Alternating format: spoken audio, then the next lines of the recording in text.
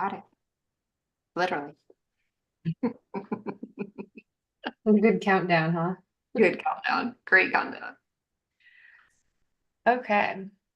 All right, we'll go ahead and get into everything today. So today's topic is the new credit score models in mortgage lending coming in 2025. And the subheading is all about how what you do now matters. So we're going to jump right into it. Before we do that, Allie, why don't you start by introducing yourself, and then I will jump in and start sharing my screen. Awesome. Okay. I thought you were going to share your screen with the little thing about parcels, but I didn't that's add it this time. We do okay. it every week, so I didn't add it. Okay. My name is Alicia All. I am a credit expert. I have pretty much been in every aspect of lending and banking and money and credit for the last 21 years. So Ivory and I, co-founder of Credit Score Pro, came together to create a solution for people in those industries to help their clients improve their credit and be able to move forward on their goal if there's buying a house, refinancing, or whatever that might be. So this is really fun. And today's topic being about the score model changes, I think is important for all of the loan officers out there to learn like what's to come and what do we need to start doing right now. But Ivory, I'll let you go ahead and introduce yourself. Yeah, absolutely. So I'm Ivory Becker. Also, of course, in the credit space, been in the industry, I don't know, 15 years, something like that. Long time. In different areas than Allie, but then more recently we've been in the same area. It's really great though, because we're able to combine our history to create this amazing product that we created, Credit Score Pro AI. And then being experts here in the credit space, we like to make sure we are providing you with the tools, the resources to meet your needs so you can be as effective as possible as a mortgage loan officer. So today's topic is very unique. We're going to be talking about the new credit score model changes in the mortgage space. So we're going to start by breaking down how scores work right now, what's going on right now, and then we're going to transition. I guess I can show the screen. We're going to transition into what the major changes we are going to see coming down the line in 2025 look like. And then we like this to be interactive. So we're going to hold probably at least one more session going over just this topic. So consider today your preview, and we can do a deep dive on any of the pieces we go over today in more detail. And then as we get closer and closer to those changes taking place, we're going to have more information. We're going to be able to refine what we're telling you as those details are released to us in the general public. So with that being said, let's go ahead and jump right into it. So we're going to start by getting on the same page. As I mentioned, we have to have that foundation of where are we right now with credit scores and mortgage lending. So I thought it'd be great to visit the two different score algorithms that we commonly see as consumers or even as professionals, as loan officers. So starting off with number one, on the left side of your screen, you're going to see Vantage Score. The Vantage Score is a newer credit score algorithm created by the three credit bureaus, Equifax, Experian, and TransUnion in 2006. It's gained a lot of steam over the years. And just like the FICO credit score model, the whole point is to assess risk. That is the entire point of credit score models. And I think it's really important to understand that foundation. The credit score is for the lender. It is for the lender to determine, are we making a good lending decision? Is it high risk? Is it low risk? Is it somewhere in between? And how does that affect the loan terms that we want to offer to the consumer or our clients? What's interesting is, as you'll notice, the weighting of each of these categories and the categories themselves aren't necessarily apples to apples. I know it's kind of cut off on the right-hand side of the screen. I just realized we'll fix that for next time. But essentially there's different weightings to the information. So a Vantage score and a FICO score are never going to be the same. Even with the exact same credit report, it'll never be the same credit score. So it's very important to understand your clients when they're pulling their own credit with places like Credit Karma, for example, they are seeing most commonly that Vantage score. And same with a lot of their banking apps or credit card apps, a lot of them are providing the Vantage score. So that's why they are very confused when they come to you and say, hey, my score is insert score, let's say 720, you pulled a 680. Why the heck is that? Well, they're different algorithms. I don't know, Allie, if there's anything you want to add to that. I would just, just what you said. Now we were also looking at the Vantage Score 3.0 model on the screen and the Yep. FICO 8 score model. Again, this is Hmm. still different than what a mortgage lender is going to be looking at. Yes. But consumers don't see the FICO 5, 4, and 2 models, right? They're seeing Mhm. FICO 8 when they go to just about any lender, right? Vantage they're seeing on their consumer credit monitoring, but they're not seeing what you guys see as a mortgage lender. And I think that's important to note because that's why they're Mhm. getting so confused. They get Mhm. scores from all these different places and they don't know which they always ask me, what's the real score? And I always ask them, it depends on your goal, right? Mhm. And what you're doing. But I think that's important to know. Yeah, absolutely. And what we're showing on the screen right here is illustrating exactly what Allie's saying. So we talked about algorithms. We got a Vantage algorithm, we've got a FICO algorithm, but then we have different models within those algorithms. So think of it like iPhones. You start off with generation number one, and that's that classic FICO score that Allie's talking about that's used in the mortgage industry. So you'll see on the screen here where it shows version used in mortgage lending, and I'll get my laser pointer out here to show you. But this is what's being used right now. If you are pulling credit reports for your applications for your clients right now, these are the scores that you are seeing. And they are different. It's an older version. It doesn't have all the bells and whistles and all the updates and changes of some of the newer models like the FICO 8. And that's really the foundation of what we're going to be talking about today is what are those changes that we're seeing now with new score models. And the new score model we're going to be looking at that's going to be implemented in mortgage lending isn't even on this page when we talk about the FICO score. So it's a newer model and it was created in 2020. So you see on my screen here, FICO 10T, created 2020. And then the Vantage score is actually going to be introduced to mortgage lending as well. So no longer are we going to be in that confusing space for consumers to where we're using two different algorithms. We're now going to be using both algorithms, both FICO algorithm and a Vantage algorithm in mortgage lending. So I'll draw your eyes back up to the top here. 1989, that is how old the current classic FICO score is that's being used today. It's very, very outdated. So the why behind this introduction of this new change is, well, to assess risk better. I mean, to put it plainly. So these two new models, FICO Score 10T and Vantage Score 4.0, they incorporate machine learning, right? So with that incorporation of machine learning, we anticipate to see these following changes: enhanced accuracy, so a lot more precise credit risk assessment. And we're really going to dive in deep on what that means and why that's important to you. And then, sorry, let me admit, it won't let me. Allie, can you admit? I don't have anybody popping up to admit. Sorry. Okay, hold on. My laser pointer is messing me up. There we go. It wouldn't let me get out of the laser pointer. Okay, now I can admit. Okay, so back to what I was saying. So because of having that machine learning capability and the ability to be more precise and to analyze more data points, we're going to have better accuracy, better risk management, and interestingly enough, broader inclusion for payment history. So broader inclusion for reporting on the credit report. It's important because that means that we potentially have more access to potential home buyers.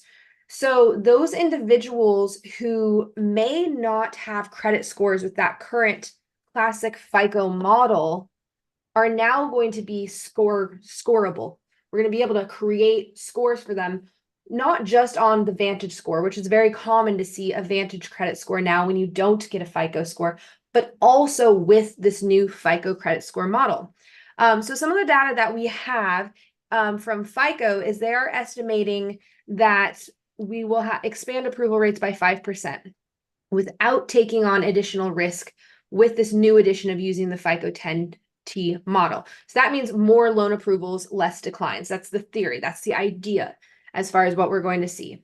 And then Vantage Score says over 10 million consumers who might not qualify for a mortgage because they don't have credit scores right now will now be able to have a credit score. So that's huge. And then another conclusion is some people, as compared to the current classic model that we're using right now, are going to receive higher credit scores than they do at this moment in time. So why is that? Go ahead.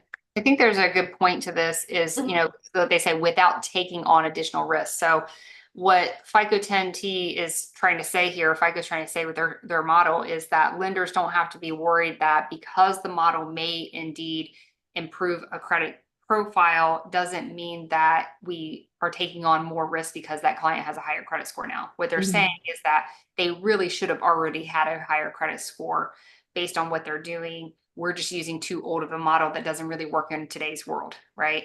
And then if we think of like not the people who aren't scoreable right now, a lot of people are on this trend of self-reporting data from like Experian Boost and all these other different places. And what lenders don't know, a lot of lenders don't know and should know, is that that does not improve the mortgage credit score right now. That improves the FICO 8 credit score. So consumers are going out there like, I want to buy a home. I want to buy a home. I'm going to get on Experian Boost. I'm going to get on all these different self-reporting things, but they're not actually helping the mortgage credit score. So this is going to solve that problem as well. All right. So here are some of the key changes in what's happening with the score models. You are going to have dual scores. You are going to be pulling both a FICO credit score and a Vantage score, specifically that 10T and the 4.0. New calculation methods. This is completely up in the air. Right now, they're toying with the idea of potentially averaging credit scores, not averaging the FICO score and the Vantage score together, but looking at averages of the 3 FICO scores or the 3 Vantage scores, or as you see below, the buy merge option, the average of 2 credit scores for FICO and 2 credit scores for Vantage. So there's going to be a transition from the requirement of a tri-merge to the only the requirement of a bi-merge.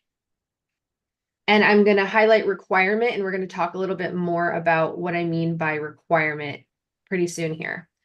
So what you should know is both the Vantage score and the FICO score are going to use that 300 to the 850 scoring range. Both scores will implement the use of historical data. So what that behavior is of that consumer in the past. We're gonna, if this sounds foreign to you and it's going over your head, don't worry. We're gonna look at what that means. And then, like I said, they're both gonna be delivered to you at the same time when you pull the credit report. So let's look at how the two models compare to, or how the two algorithms, excuse me, compare to one another. And we're going to start with the FICO 10T first. And then we'll go into the Vantage 4.0. Okay. Sometimes say hi to Lisa. Thank you for joining. Yeah, absolutely. Okay. Something to know about FICO. So the FICO credit score is not created by Equifax, Experian, and TransUnion like the Vantage score. It's really important to know. Fair Isaac Corporation, which is just now known as FICO, is the actual creator of that score model. And they're very, very tight-lipped about the intricacies of how the score models for FICO work. So there's some things we know and some things we don't know and some things we can infer. So Vantage has released a whole bunch of data and information on consumer behavior that FICO has not yet. So if you are a major lender, you can actually get a copy of all of that data set information directly from FICO, but you have to be a major lender. If you get that information, you have a friend in us, Credit Score Pro. We're happy to analyze it, provide more details to every single one of you out there on what it all means, how to interpret it. So this is my shameless plug. If you get that data, please, we would love to see it. Okay. So here's the key changes for the new 10T model. Delinquencies will be more damaging to scores than prior FICO score versions. This is huge. So this is the area you really want to listen up because this is going to help you understand what you're seeing when you see lower credit scores and why you're seeing lower credit scores. So what we're going to see is bigger drops in credit scores for late payments and much bigger drops for recent late marks. So there's this heavier focus on payment history with this new model. Personal loans may also lower the FICO 10T score. So they're now looking at personal loans. Not that they already do consider personal loans like a, how would I put it, Allie, like a less quality debt. Give me a Yeah, better wording.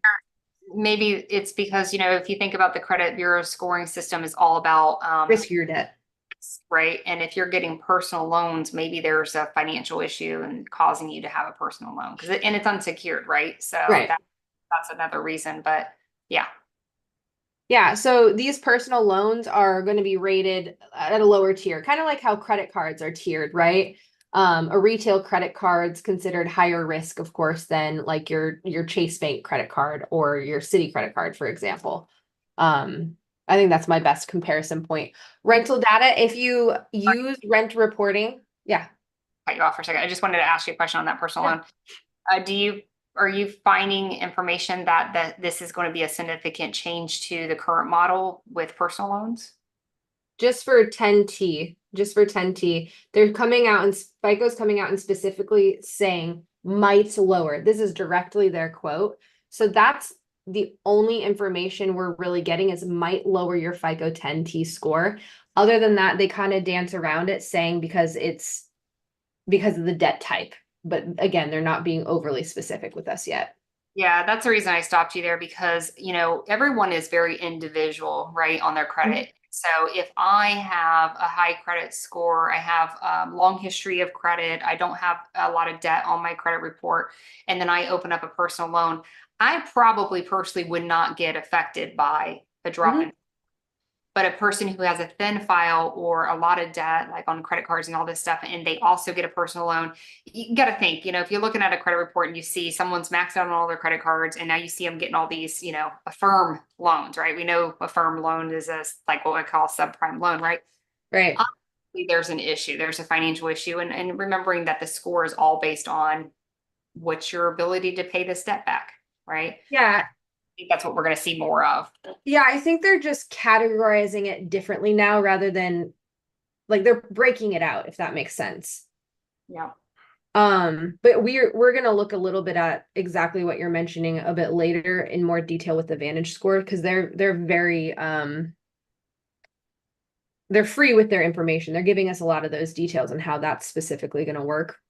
Okay. Um, with rental data now, one of the great things is Ali had talked about the self-reporting, being able to use Experian Boost. With the new 10T model, things like the rental data, self-reporting, all of that's going to help that FICO 10T credit score. It's going to actually impact the credit score now, where it's just ignored with the classic FICO score. Collection accounts, these models are treating medical and non-medical collection accounts differently. They're ignoring medical collections when calculating your score. So this is separate from the rules of when you pay a medical collection, it's removed from the credit report. That's the credit bureau rule. But now they're just ignoring the medical collections when calculating the score. So you might see the medical collection on the credit report, but it is not going to be impacting the FICO 10T credit score. So I that's a love big change. this. Is this not the best ever? Because, medical as a whole, I feel like it's a full-time job if you do have medical issues to keep track of all that. So I love this. I know the CFPB is coming out trying to get it where medical collections would not be reported at all in the credit report. But I think FICO 10T pretty much fixes that problem with just not adding, not taking away from the score from having those. So I think Mhm. it's beautiful. Yeah, absolutely. You Um, guys know on your current classic model, if it's let's say a medical collection or a rent collection, they are weighted the same right now mhm. in your mortgage calculator. So when mortgage lenders tell me, I told my client not to worry about medical. And I said, well, actually, they do need to worry about medical because it's hitting their score just as hard as anything else. And if I can worry about the medical first, get it completely removed from the credit report, I win, right? So I think because lenders don't care about medical, the scoring that you're using does. So this will be really nice when this comes out. And then we have credit cards. So I think some of the biggest changes that we're getting more details on from FICO have to do with the credit card side of things. I high level am going to touch on it here, and we're actually going to dive into what all of this means in the next slide or two.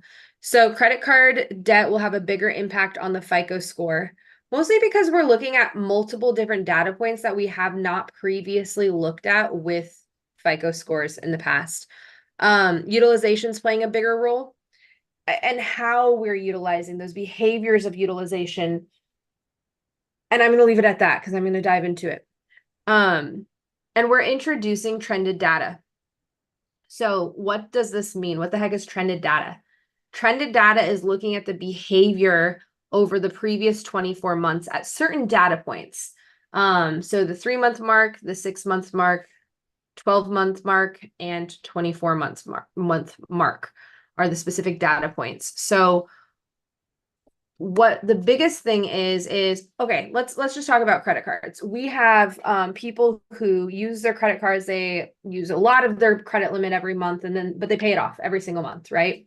And we know if we time that wrong and you pull their credit report when their creditor hasn't reported that they paid off that whole balance, what happens to the score? It's lower. Whereas we have those individuals that carry balance month over month over month. Right now, there isn't an amazing methodology for the credit score algorithm to interpret the differences between those two different types of people. So what's being introduced is this trended data. What are the behaviors of the consumers over the last 24 months? So it's going to separate people into, as you see on the screen here, we've got transactors and revolvers. So people who are paying their credit cards off monthly are now not going to be treated exactly the same as with the current model. And people who are carrying a balance month over month, or even people that in this case are, if you look here, are increasing balances month over month, you're going to see differences in the actual reporting. So I like this chart because it's showing how consumer A is paying down their credit card debt, consumer B keeps a steady balance on their credit cards, and consumer C is increasing their credit card balances. The standard reports would produce the same credit score for all three of those borrowers at that point that it's showing on the graph, right? So currently, they'd all have the same credit score. Whereas with the new model, consumer A is rewarded now for paying their debt down over time, where previously they wouldn't be rewarded in the same capacity. Because this is a new responsible behavior. I'm trying to get out of debt, right? Consumer B is it's 5-point difference, okay? But they're treated relatively the same amount of risk. And consumer C is seen as more high risk because their balances are increasing over time. There's clearly a hardship there. There's clearly an inability to pay down debt, a necessity to use debt, which means more risk for a lender to allow that type of person to borrow. Allie, I'm sure you have some insight in looking at either of these two charts that I showed on the page. Anything you want to add? No, I love this. This has been used in the business funding side of the world, business credit world for a while. So it's not like new information. So in business credit, we look at is a person paying off that line of credit every month, and they can charge it all the way up and max it out. But if they're paying it off, then we're good with that, right? Mm-hmm. And scoring model. So I think we're going to see a little bit of that, but I think also you're not going to you can't just max it out and then pay it off and then max it out every month, and there's still going to be an algorithm for that too. But Correct.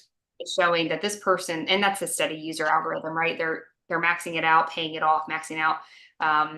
So still some of the same philosophies of keeping your balance down and low are going to be really important, but I think that this really separates people in major categories. And this can be a big trend in a score being a lot lower for one person.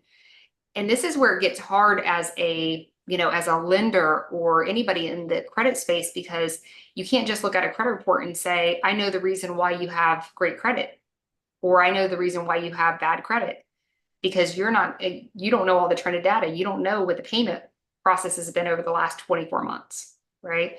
So I think it's going to cause some confusion for sure on how to explain to someone without knowing like just the general the five factors, right? And I think hopefully that's something that I think should be ingrained in lenders is really understand those five factors because you're not going to know all the answers because of the Mhm. trend.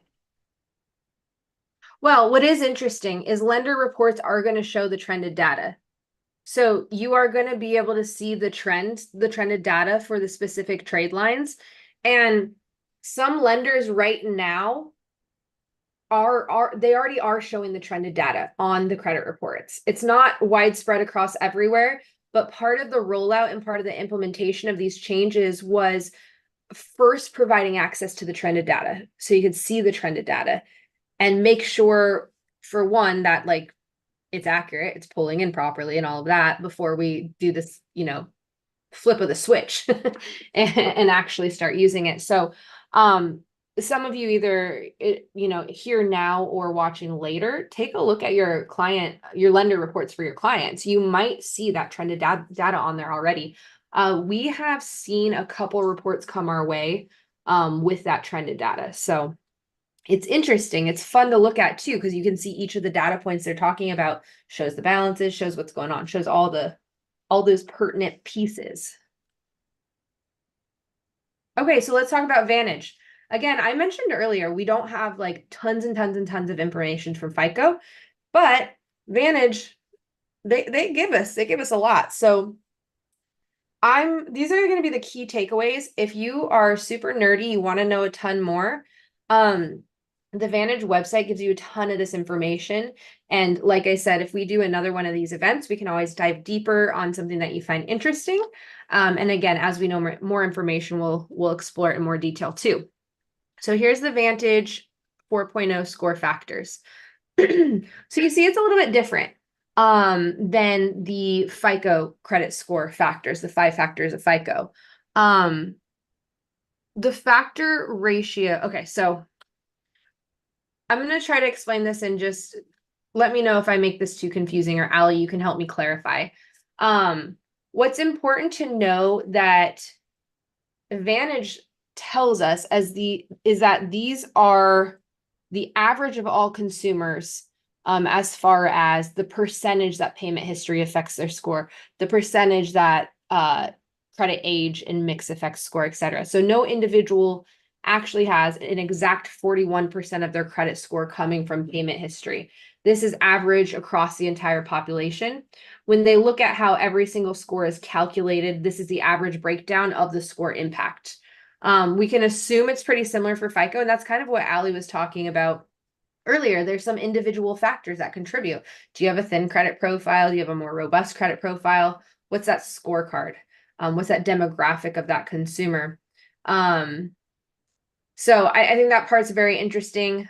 People with lower credit scores are likely to see a heavier impact from payment history, of course, as well, than people with the higher credit scores. So I don't know. I don't know if there's anything you'd like to add to this, Allie, but it is interesting on Vantage's website. They give a lot more details on the actual calculation of the score itself. No, but I think, even just the way that you were explaining this, I think we can all gather pretty quickly how complex the credit really is. And I don't, even on the old model, it's very complex, right? And I think that we as lenders or in the credit space, we really think it's easy. And so I'll give you an example. We're doing a CE class to real estate agents here coming up, and one of the real estate agents posted on my post and said, "Well, I think it's really easy. Credit's really easy. Just do these 3 things." And he listed 3 things. And I said, unfortunately, it's not that easy. It's very tailored and it's very complex per person, depending on what you have on your credit. So this is where lenders, I'm just going to put a shameless plug. You really need to have an educated credit professional in your corner. Be a trusted advisor, know as much as you can, but it does get very complex. And I think that it's would do you good to have that trusted credit expert in your pocket at all times. Okay, I'm good. And what you need to know about Vantage Score, similar to how we reviewed this with the FICO 10T, some of the changes that we're going to see in this new model of this Vantage Score is, and some of this was there before. This is what you need to know. Paid collections and medical debts are ignored. So all paid collections are ignored, and then all medical debts are ignored by the scoring model. And So let's you're gonna stop. see them. Go ahead. Let's stop there because I think this is super important. And I Mhm. think Karen, is it Karen or am I Karin. Karen? Karen. I think you even said this in the chat, but you wanted to know the positive things of this. Mhm. And so think about right now today, if a consumer goes and they pay a collection, if that collection has not updated in the last 2 years and they pay that collection, this is on our current classic model, we would actually drop the credit score. Okay. So a lot of times you'll hear consumers say, well, if I'm going to pay it, I want it deleted. And so there's several collection companies who have already come up with this internal policy that if you pay it, it gets deleted. But now we don't even have to worry about that. So that it alleviates that problem for consumers. They can pay this collection regardless of what the last date of reporting is and benefit their score because once it's paid, it's no longer part of their scoring. So Yeah, that's I huge. I love that. Thank you. Yeah, I do want to add though too, like we need to keep in mind that these other models are still going to be used in other industries. So if clients do have a necessity to refinance their auto loans for DTI or other things, there still may be a different path to take than telling them, hey, just go pay the collections, right? So I think we're going to have to be really pointed with our advice and be right now, it's okay to know enough to be dangerous, and sometimes things still end up okay. But it's going to be even more important later as we see these changes, because if we don't tailor that advice accordingly, it could just mess things up for the entirety of their financial picture, not necessarily just the transaction of trying to get the mortgage, but that's just kind of I don't know, my that is notes. that is very good takeaway, Ivory, because even right now when we talked about the classic version and then most other lenders are using FICO 8, right? Mhm. FICO 8 itself has a lot of different rules than the mortgage credit report. Right. In one respect, and this doesn't happen as much right now, but I can do things on FICO 8's model that wouldn't necessarily help my mortgage or maybe hurt it, right? So Mhm. again, why that plug about know a true credit expert so that you aren't advising the wrong thing. And with Credit Score Pro, our software that we created, Mhm. it's goal specific. It tells Right. them what to do based on their goal. So if their goal is to buy a house, now it's going to suggest these things. If it's to buy a car, it's going to suggest a whole different thing. So it's very tailored to not just the consumer in their credit file, but also what is their goal. Model. Yeah, that model. It's able to incorporate the model and tell them what behaviors are best for that immediate goal. And then as they achieve that goal, move on to that next goal, right? And adjust their behaviors again. So it's really, really, really cool tool.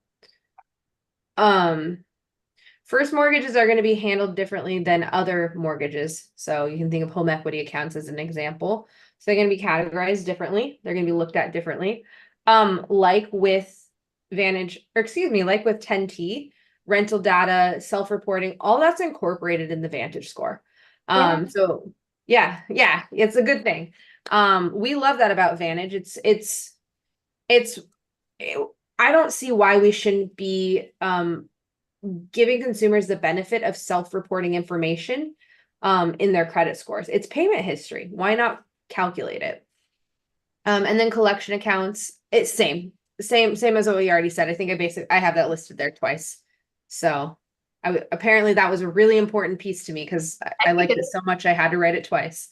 when we redo this class, we should make little pretty stars by the things that are positive changes that we're all going to love. Oh, that's a fun idea. Yeah. Little plus signs. Something. Smiley faces.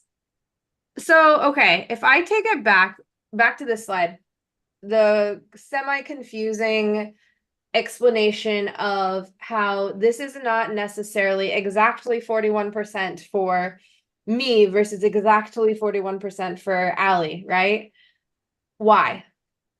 The why behind that has to do with consumer types. So if we categorize consumers to then send them down a path of questions, yes, no answer questions that determines the credit score that they get at the end, right? That determines that number.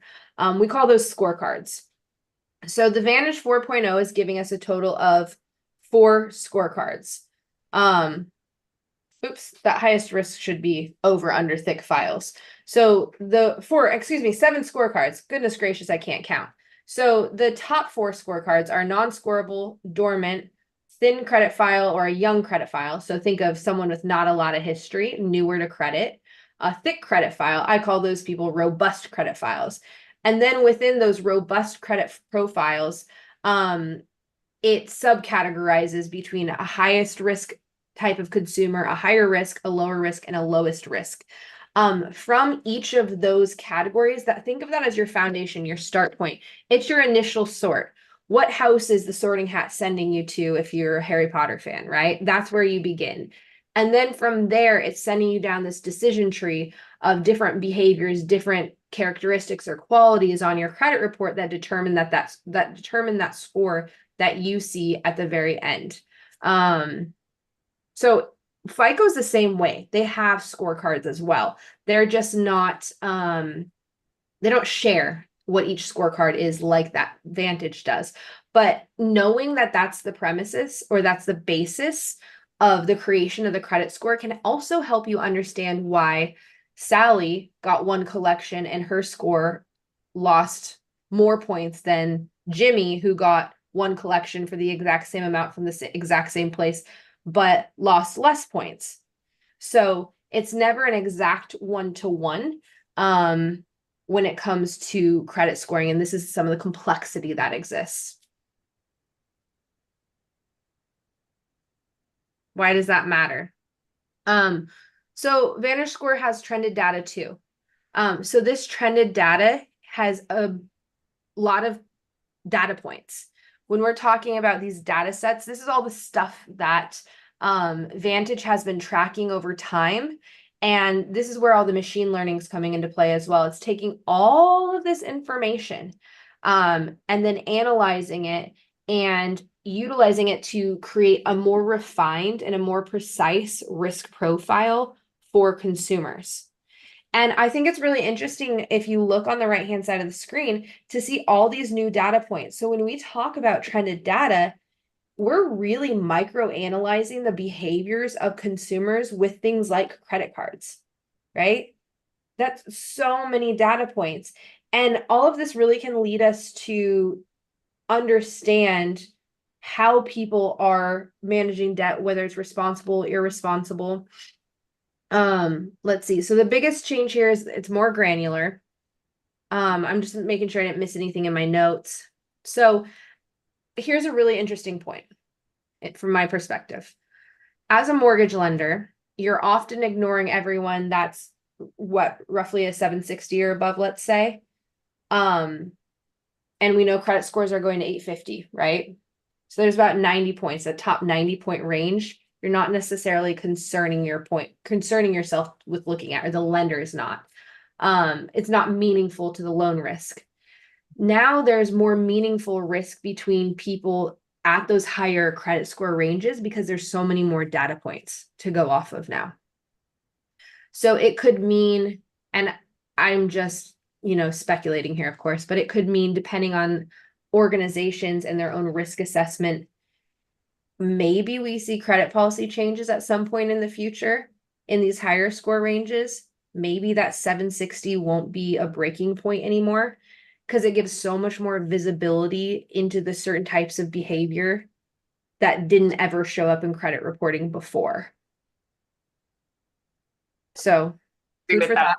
That's something that's going to happen is, when we talk about the buyer of the mortgage-backed loans, right? The investors, they have to understand this trended data because they're the guys that decide what score they're willing to invest their money in, right? Exactly. So I think we are going to see some changes in that respect for sure. Mm-hmm. And so sorry. Said I don't know what those will be, but I think we're definitely right. And in every single event webinar we do, I never, ever talk about scorecards, ever. And it's typically because it gets so complex. And it's something that we talk about in the credit space. But the reason I wanted to bring it up is for what's highlighted in blue down here. The individuals that are in the highest risk and higher risk category are going to have roughly 20% of their credit score from trended data. That's what Vantage is telling us. But for lower risk and lowest risk profiles, it's closer to 45% of their score from trended data. So that's huge. We're going to see a lot of differences between these sets of populations with their behaviors, with how their behaviors and using their credit cards are affecting their scores. So I think that's all I have on this one. Well, I think you're going to see higher credit scores and Oops. but you're also going to see drastically lower for some who have, if we look at this sidebar over here of all the different data points, if they're like not doing well in any of those categories, we're going to see, that's a 45% of their score from that trend of data. We're going to see some major drops in scores too. Right. And the problem with it, and I think you mentioned it about Wayfinder, right, earlier on one of Oh these. yeah, I don't think I talked about it, but it is on the slide. Yeah, there we go. It's not something that's going to be able to be changed overnight. This is trended data. So if we're in that low risk categories, we're going to have some time under our belt of change of behavior.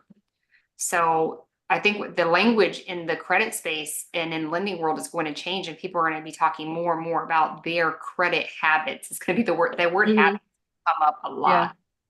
We use the word factors now, but I really think it's going to be habits is what we're going to be focusing on. That's a good point. I think you're right. I think a lot of it is going to switch to talking about the behaviors and the habits and less about, I think it's just going to become more personalized. It has to be. Because now we're really going to have to be transitioning from advising people like, okay, I ran Wayfinder or Credit Simulator, whatever tool you're using, and it says just pay $500 off and you're going to see a potential boost of this much, and then we can get the loan to, okay, we need to change your behaviors. Let's look over the next 6 months. Let's start paying these cards down, because then the credit score algorithm is going to see that you're responsibly looking at your debt. It's really going to be, I would say, like a more comprehensive conversation. More personal. And everyone in the industry is going to be really forced to learn how to have these conversations and be more educated in the credit space, because they're not going to have a choice if they want to be able to advise consumers and help consumers get to the closing table. Because obviously we know credit is a huge factor in the loan approval process. But being able to see these data points then on the lender reports is really going to help in aiding those conversations. So I think that's nice too. Yeah. And these are, I guess I never explicitly mentioned it, but these are the timeframes that you'll be seeing as far as the trended data goes. So those are going to be the touch points. Which falls right in along with mortgage lending, right? We like to look at the last 12 and 24 months. So I think it's made for mortgage lending, I would say. Solid point. Let's see. I want to see if there was just so much on this slide. I just want to make sure. Oh, I know what I wanted to bring up. Is this not interesting? I find this interesting.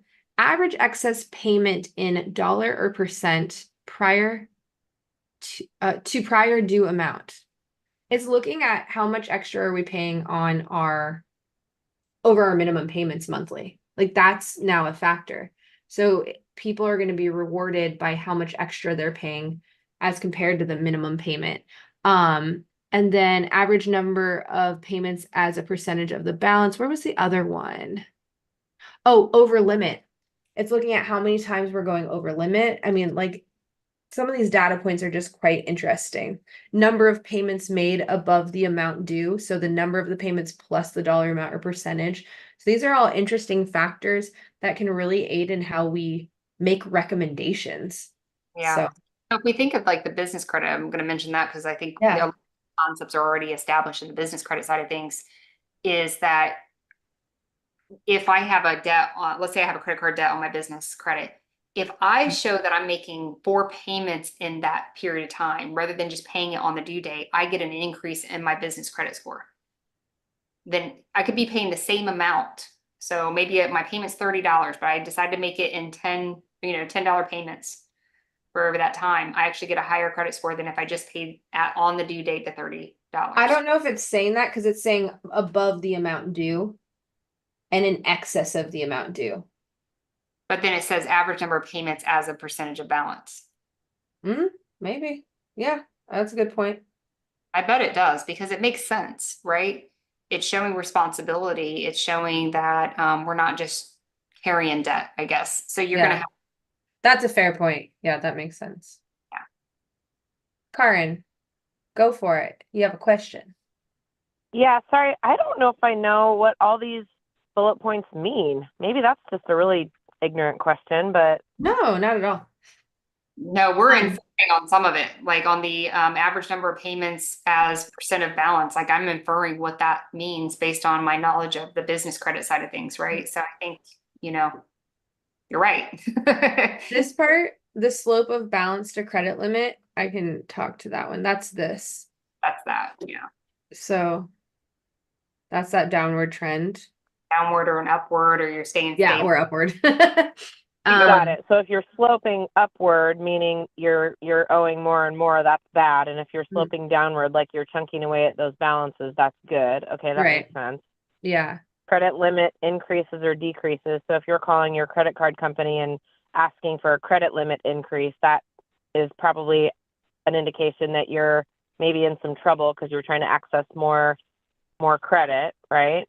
I think what they're saying is if the creditor is giving you a credit limit increase, it means you're less risk. So they're willing to let you have more credit extended.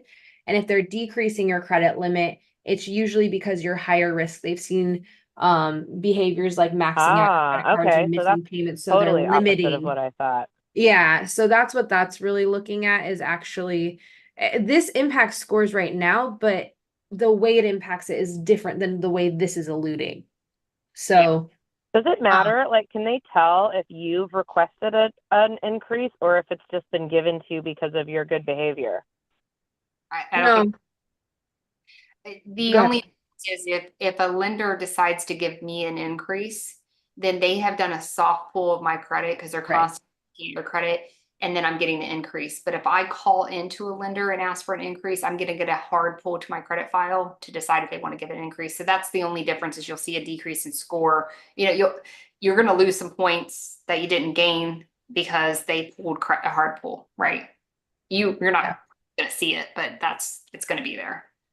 Got it. So it's not like we go out and tell our clients that, oh, if see if you can get a credit increase, that's going to help you. That's not accurate. Not necessarily the advice you're going to give because you could cause them to have a hard credit pull and then they didn't get the increase. And I've even seen it the opposite where they get a decrease because they had a hard credit pull. Right. Because there's some default clause and it says, hey, if your credit score went down from the time we did it before, we're constantly looking at it. We might drop your credit limit. So you might cause that to happen. I wouldn't blanket statement say like you should never do it though, because there are times where it definitely does make sense, but so it depends is really the answer. One of those complex. Yeah, this is interesting though and helpful. Yeah. Good. I think one of the things that we are also inferring on is this start versus end percentage change in balance, number of times over limit. What we can infer based on how they explain everything is that start and end and the number of times all that is at these set data points, number of times over this period. And then that's how that's going to be assessed. There's nothing that explicitly says that, but based on all the information that they've outlined, it really points to that's what they mean. And I'm sure we'll continue to get more clarity, but all this information was under the category explaining the trended timeframes. So yeah. Right. But it definitely, I don't think we ever were able to have blanket statements about anything related Nope. to credit time, right? But I think even more, it's going to be even more that we can't make those blanket statements, if that makes sense. Yeah. So if I summarize the changes between Vantage and FICO, really we have less options for those short-term quick boosts, with my exception being if we come down here to some of the credit building tools. Obviously, we are able to use those tools now where we couldn't before. So I think it's just one way to do it is disappearing, and another way to do it is taking its place. Because some of these credit building tools will retroactively add data onto the credit report, which is really great. But I mean, we're not going to be able to rely on, oh, I don't even have the authorized user in here. Authorized users are no longer going to be factoring into scores the same way. I don't know why I miss putting that on here, but that is a new thing with 10T. And with the Vantage score 4.0, they're not going to let you game the system by adding an authorized user onto the credit report and giving you that same age, payment history, all that benefit. So that's not really going to be a solution anymore, but it's just going to be about how we shift and have those conversations now going forward. Obviously, we know rapid rescores kind of going to be a thing of the past for the most part. At least it's not going to have the same impact. And then we talked about paying down cards slowly will have a score benefit. Collections under $100 are ignored. Paid collections are going to be ignored as well. And then medical collections are ignored. So I will say, like in the rapid rescore section, obviously, if Mhm. the client pays a collection, right, we know that Oh, that's sure. ignored. So if we're not, the rapid rescore is going to be a great tool for that, right? Small To point. get the zero balance letter, rapid rescore it, and now that's off. So I think there's still going to be great reasons to do That's a good point. just a little bit different. Yeah. In I don't know. I think Ivory, I don't know if you want to talk about this. It's something I think is important. Mhm. It's kind of a why question. Like, why does it make sense for them now to ignore third-party collections If they're paid. if they're paid? Why is that? Do you want me to talk on it? Because I want to talk on it. Yeah, I see the passion oozing from your pores. Always been that way. Because here's the fact. If you have a credit card with Capital One and you charge off, that's on your credit report. But then when they sell it to the new collection company, now you got hit again. So you got hit Yeah. twice on that same thing. And I think what they're trying to do is say, hey, let's not hit them twice, right? If it's Yeah. paid. Now, all due respect, if I charge off on Capital One and they sell it, they stop reporting negative data, but that's still negative data there. And then the new company starts reporting the negative data. But if they were to keep both of them like they are today and trended data, I think we would see a much lower score for that consumer, even Yeah. though it's the same debt, right? And I Mhm. think I love that change, because why are we beating people up for the same debt? Yeah, I love that point. I really like your explanation of that. So, I See, mean, I people told are, you I had passion for this. I mean, some people are, I mean, you're still going to want to work on the negative information on the report. It's just now you don't have to work on as many accounts. So, Exactly. so switching gears a bit, that was a good overview of the changes. We're gonna have, I mean, there's so much more we can go into, but I wanted to really highlight the big pieces. So implementation timeline. Did you know this conversation started in 2014? That's how long we've been discussing modernization efforts in credit reporting used in mortgage lending. It's been a very, very long conversation. In 2018, Congress mandated a validation and approval process for looking at score algorithms and models. So there didn't even used to be a process that was actually defined. And Then in here's 20 that, like, if Congress did not do that, we would probably still stay on FICO 542. Mhm. It's going to cost a lot of money and a lot of effort to transition to FICO 10T. And so even though the credit bureaus were pushing for changes to happen, because they knew that the classic wasn't the answer, no one was going to change because it costs money to change. Right. There, I got that one came up. I admitted again. I made you a co-host. Thank you. Yeah, so in 2022, this was big news in our world and probably your world too. I don't know how much it was highlighted on your end, but FHFA approved the transition to FICO 10T and Vantage Score 4.0. And this was huge because this is the first time that a Vantage Score has been given some sort of standardization, right? FICO has been the standard, and that's it for a very, very long time. And in 2024, initially we were actually supposed to start rollout of these changes we went over today in 2024. It's been pushed back to Q4 of yes, that's right, Q4, right? Yep, Q4 of 2025. For the full rollout. Now we're going to have a phased rollout leading to that point. Like I talked about, we're already starting to see trended data on the reports, right? So anyway, buy merge reports. I'm going to talk about that on the next slide. So let's just go there. Buy merge reports are going to be implemented. So I promised you earlier, I was talking about how there's only going to be a requirement for a buy merge. What does that mean? You have the option to use a tri-merge. So the company that you work with, what your lender, mortgage company, however I'm supposed to say it properly, has the has the option to use a tri-merge or a bi-merge, but at a minimum, they must use the bi-merge. That's how things have been determined at this point. Again, asterisk subject to change. So the way it's going to work is you're pulling a FICO 10T report, a Vantage 4.0 report separately. They're not going to merge them together and average them or anything like that. We don't know how they're going to be using each respective report yet. They haven't told us. They haven't told us if we have to have certain score ranges for Advantage versus FICO. We have no idea yet. So as we figure that out, we're going to release that information to you. And there's conversation about how to look at the scores. And right now they're talking about proposing averages. So the average score, then the lowest, or the average score, then the average score. So we don't even know. We don't even know. I just want you to know that's a conversation that's taking place. As we figure out what's happening, we'll let you know. But it looks like their plan at this point is to do away with mid scores, right? If we only require 2 scores, where's the mid if there's only 2? So obviously that makes sense.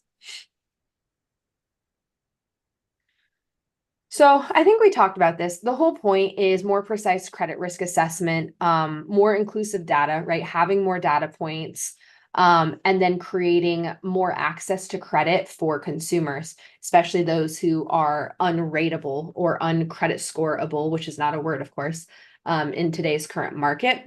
Made it one. You got it. It's live. New word.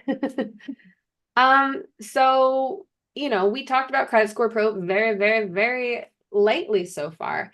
And the great thing about Credit Score Pro is it's really going to give you, I would call it that sigh of relief on how do I navigate all of this change, and make sure I'm able to give resources and tools to my clients to be able to get to that point where they can manage their debt effectively in a way that is going to be, I'll call it, be respected by the credit score algorithms, right?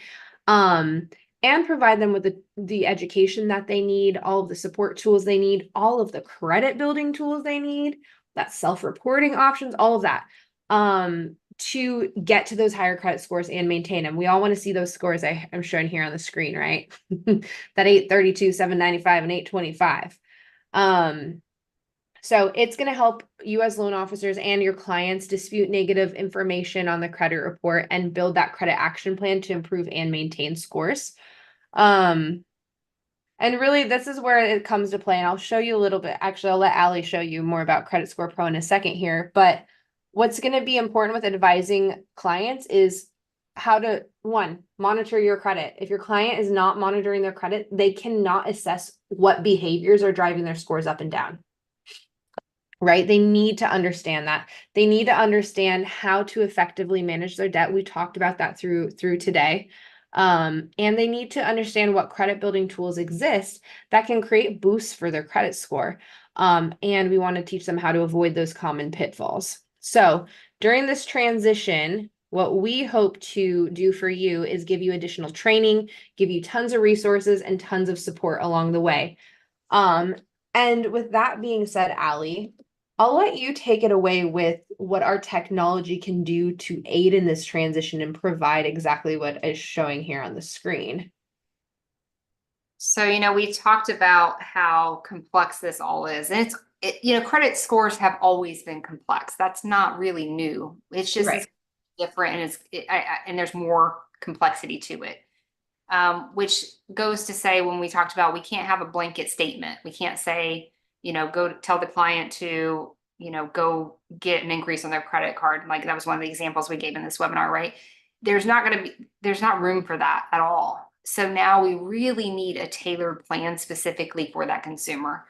And there has to be a really good understanding of what those intricacies are for the credit bureaus. And that's where Credit Score Pro comes in, because we're able to update our technology based on FICO 10T. Right now, obviously it's not FICO 10T, because you're not going to go in there right now and get a FICO 10T because there's no reason to, right?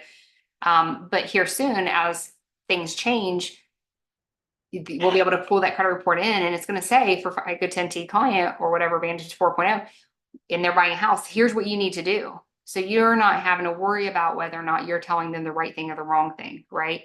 You still can have the knowledge base, so you can be a trusted advisor, but you would have the resource of Credit Score Pro for those decisions to be made, right, for that client. And I think that's really important, because you don't want to be out there saying that blanket statement and then hurting someone's credit, and then they come back and they're really mad at you. I mean, that's happened even today, where loan officers have done that. We called it what did you say earlier today? Know enough to be dangerous, right?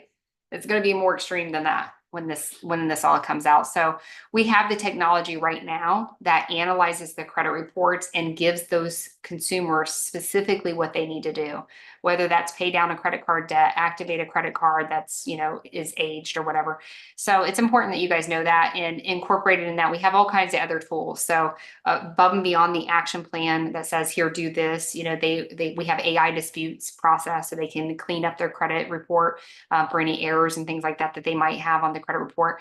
And then we also have the educational platform where consumers can actually go in and they can learn all these details about their credit, so they can start to improve their behaviors, right? And habits, if you will, for their credit. So there's just a lot in there that allows the consumer to take control of their credit.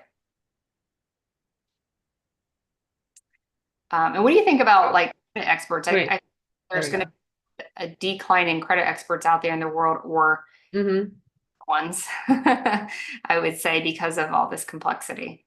So you definitely want to have a trusted credit expert in your corner moving forward. Is what you see if the consumer goes into the Credit Score Pro platform, and you as loan officers, I do encourage you to get a Credit Score Pro account so that you can play in it yourself, even if you don't necessarily have credit issues yourself. But remember, there's an educational platform, which is a great way to get more and more information about how credit works. But if you do have credit issues, it's great for you too, right? Does the AI dispute? So you go in, you see your scores. You'll be able to create the disputes. It's looking at the raw data credit report that was just on the other screen, something we don't see when we're looking at a credit report. So mortgage credit report doesn't look like this, right? But this is what Credit Score Pro sees, and then from that it can list out what's negative. And then you get to pick what kind of, the AI is going to tell you which suggested reason to dispute that particular account based on the AI recommendations. You can change it, but we don't recommend it. You're fine. The only reason we recommend ever changing the suggested, because it's smarter than we are, would be just if there was a truly identity theft, because AI doesn't know if there's identity theft, right? Move on to this part. Once the dispute letters are created, they are emailed to the consumer, and the consumer has the ability from that email. It has an instruction page of what they need to do, and they can print those out and mail them out. But we also have an integration for our new generations who don't mail out for Mail Dash, so they can mail it out from the system. And then, did you want to go into this part? Sure. So we always want to make sure we're not just addressing the negative information. We talked about why literally the entire last hour. We want to optimize the good. We want to fill in the gaps where they're not influencing the credit score algorithm. And we want to make sure we are incorporating goals, right? And we talked about that. So the client gets to pick their goal. Great credit, buy a home, get out of debt, right? And we'll add more goals as we need to, as algorithms change. But this is going to determine that credit action plan that is created. And the credit action plan is pretty amazing because it's going to suggest the appropriate credit building tools that make the most sense for the client. But then at the same time, other behaviors like, hey, you haven't used your credit card. The credit score algorithm's not considering that card because it's stale. There's no good data. The data's too old. Or even things like you should be paying down your credit card by this much, whatever. All of those different behaviors that are driving the score, it tells them what the most pertinent, most impactful ones are first. So they can cross those off their list. And then once those are crossed off, it says, awesome job in green, moves you on to the next items on the list.